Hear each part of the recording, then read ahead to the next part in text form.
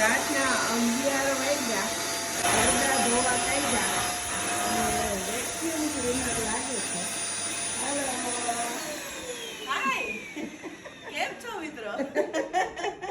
હાલો ઝાડુ પોછા કરવા માટે. અને સવારે મમ્મીને ના કરવું પડે એટલે છોકરાઓ રાતે કામ કરીને જાય. જો તો ખરી પણ એમ સવારના 6:30 વાગ્યામાં નીકળી જવાનું હોય અને પછી હું કરવાનું કહું તો પછી મને કરવાનું દે. મમ્મીની કઈ ઉંમર છે હવે કામ કરવાની? હા, એ અભી તો મેં જવાન હું.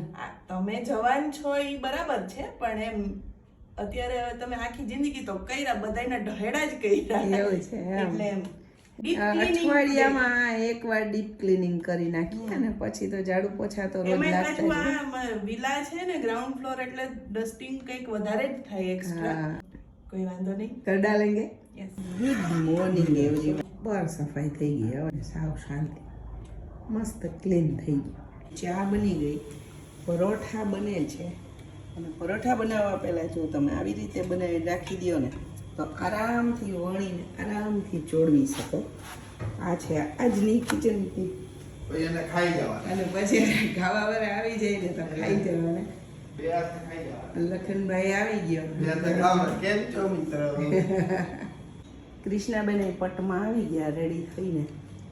શું કરે તો ટિફિન પેક થાય છે, પેકિંગ ચાલે છે.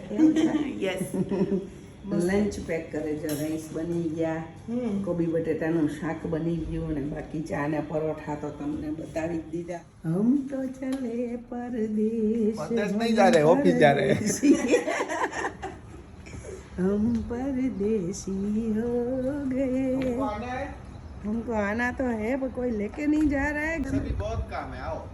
चलो તારા બોસ ને આજે વાત કરજે.